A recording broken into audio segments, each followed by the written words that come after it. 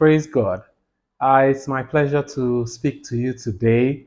I know that the best thing will have been for me to be there in person.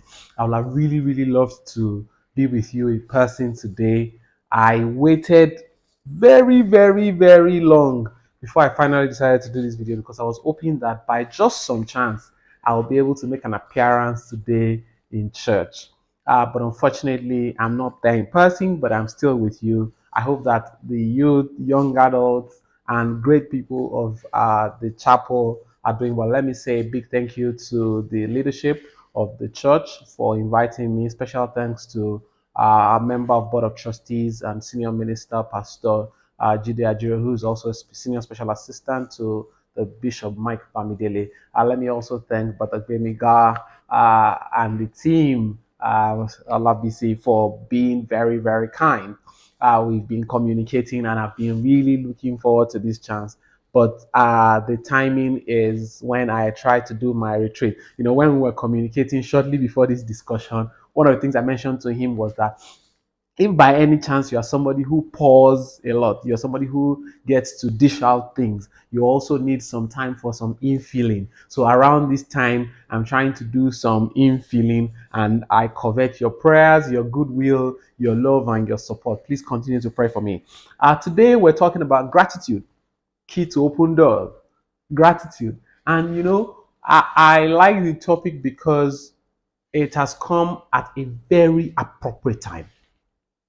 Why is it an appropriate time? The calendar. You know, sometimes we're not sure of where we are at in our life, we're not sure of what's going on with us, but the calendars help us. The beginning of a new month, the end of a new month, or the end of a month, the beginning of a new year, the end of a year. And so, in the course of the year, sometimes, like me, you, or my humble self, you've done an assessment, you've done an evaluation of your year. And for some of us, we're complaining. We're angry, we're sad, we're tired. We've looked at our account balance. Say, Saturday, you wanted to jackpot and you could not.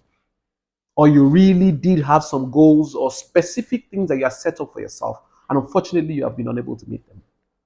And you're asking yourself, they've asked us to come for your program today, and I'm going to go because pastor is going to say, why did I not go? Or people are just going to, well, let me even go and hear what this man has to say.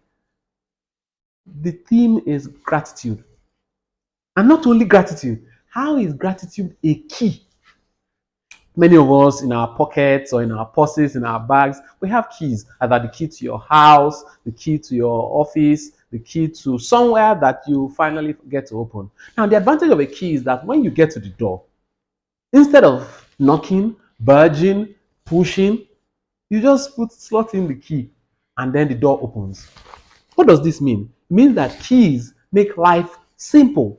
And so the role of gratitude today, or why we're exposing gratitude today, is for us to be able to understand it as a key to open doors. And many of us are praying for open doors. So if you can have a key to the open door that you are already praying for, then what stops you? Just have the key and then you can walk straight in. The light is green. Because we're in church, it'll be good for us to see examples, samples, places where gratitude has been used as a key and the doors have opened. Today, I'm going to be looking at gratitude as a key that can open three particular doors. Remember that when we were giving this theme, it's open door. So, but when you open one door, you may discover that there are other doors that need to be opened. So you open the main door, but the door to the room is closed. This is a master key that can open multiple doors. But today I'm going to show you three doors that gratitude can open. And we're going to use biblical examples. One of those doors that gratitude can open is the door to healing and to saving. In the Bible, in the book of Luke, chapter 17, verse 11 to 17. If you have a Bible, you can open. If you have a device, you can check it up there. Luke 17, 11 to 17. And it's a very popular story because we don't have all the time in the world. Let us look at Luke 17, 11 to 19. But I'll go with verse 13. Some lepers, they asked, Master, have mercy on us. Master, have mercy on us. And after their cry, Jesus had mercy. He said, go and show yourself to the priest. Go and show yourself to the priest. Make yourself known. Go there. Go, let him know. And as they were going, Bible says they were cleansed. Cleansed. So, as a leper before, your skin is not clean. For those of us who treat acne, for those who say pimples, your face just becomes smooth. No need for facials, no need for anything. You just go for one event. Jesus said, go and show yourself to the priest. And just like that, leprosy is even worse than all the acne and all the spots. And then clean like a baby. And one of them saw that he was healed. He didn't see that he was just cleansed. He was able to see beyond the cleansing. He saw that he was healed. And immediately he saw that he was healed, he turned back. And to show you that God desires that we should give thanks, Jesus asked, were there not 10? Were there not 10 cleansed? Where are the other 9? So it shows for me that Jesus expects that we should give thanks. And the Bible directs it. 1 Thessalonians chapter 5, verse 18 talks about that in no matter what the circumstance, the situation, or what you're going through, please always remember to give thanks. Don't forget to give thanks. I'm not certain what you're going through. I don't know where you are at this time, but please give thanks. Give thanks. Give thanks to God. Give thanks to the Holy One. Give thanks because He is good. Use gratitude as a key to that final healing. And you know what Jesus told him? Your faith has healed you. Your faith has saved you. So gratitude can be a key. Some Bible scripture says, go, thy faith has made thee whole. Go, thy faith has made thee whole. So wholeness can come from gratitude.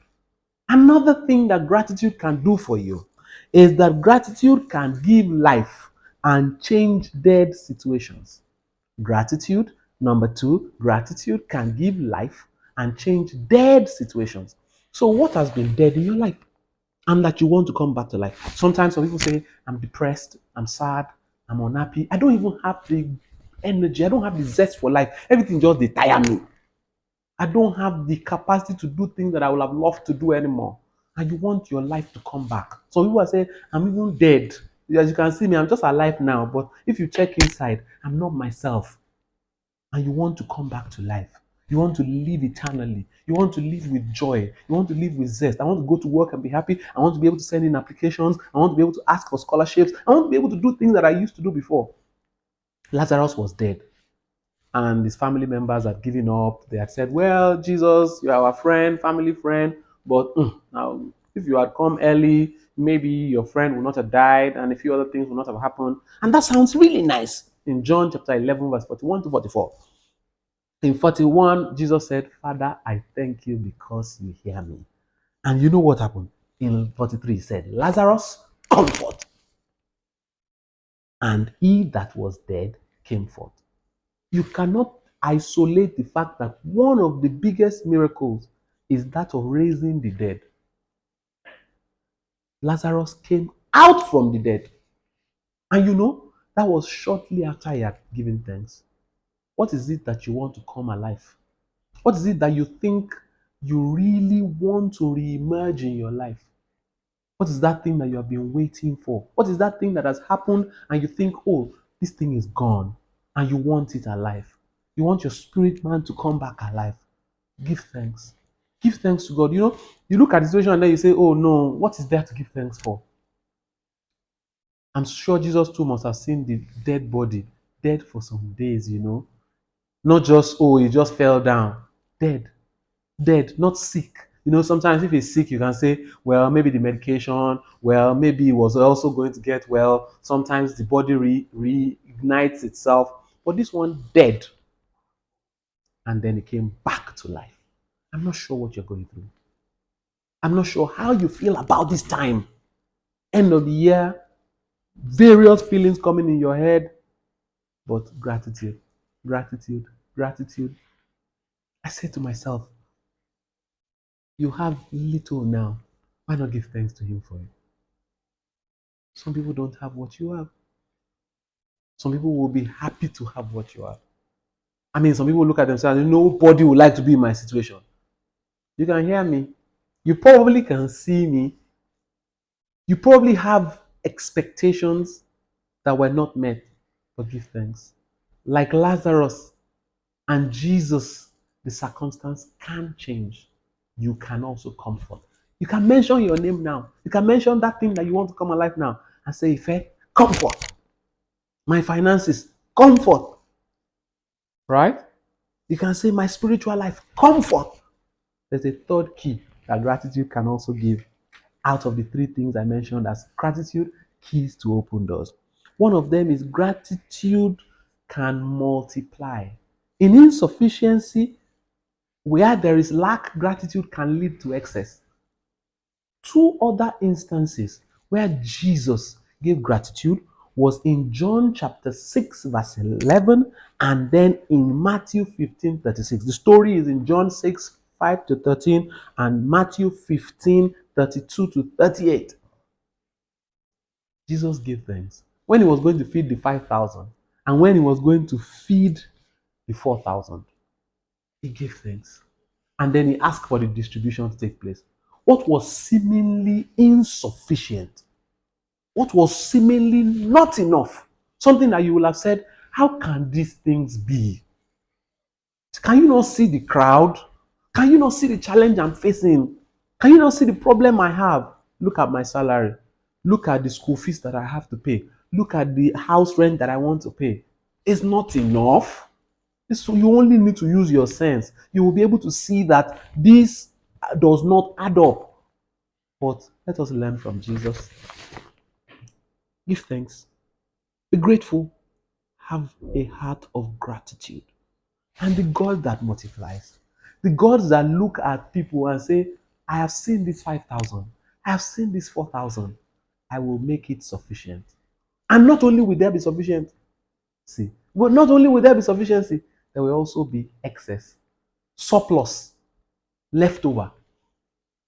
I pray for you today that as you have heard this word, that your heart is stirred up and that you begin to give thanks, that you have a heart of gratitude, you have a disposition of gratitude, not just to God, but to fellow man.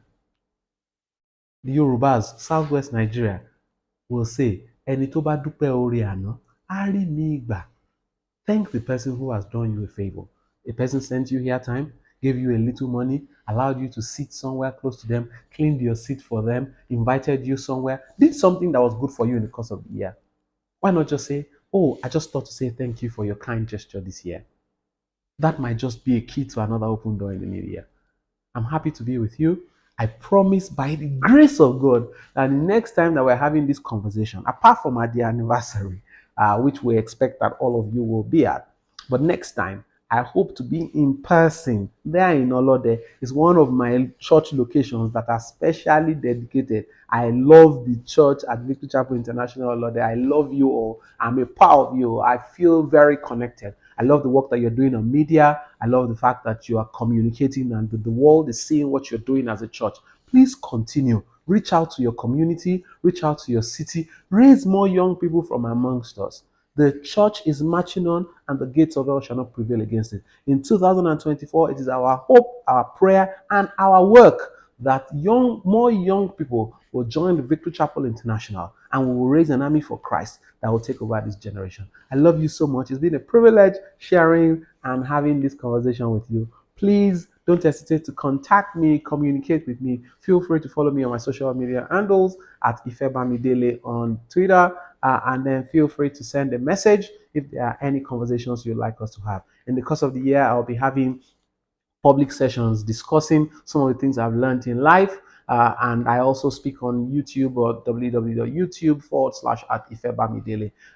It'll be nice to catch up with you on any of those places. Please stay with Jesus and don't hesitate to talk to somebody about your journey. Have an accountability partner, somebody who can say you were not grateful enough at that moment. Look at yourself and look at what God has done for you. Sometimes we need somebody to nudge us. So you can nudge your neighbor, tap somebody sitting beside you and say, have a heart of gratitude. Have a heart of gratitude. Be thankful for what God has done for you. And then these three things that Ife has mentioned will be able to happen in your life. I love you so much. It's been a privilege sharing with you. Bye.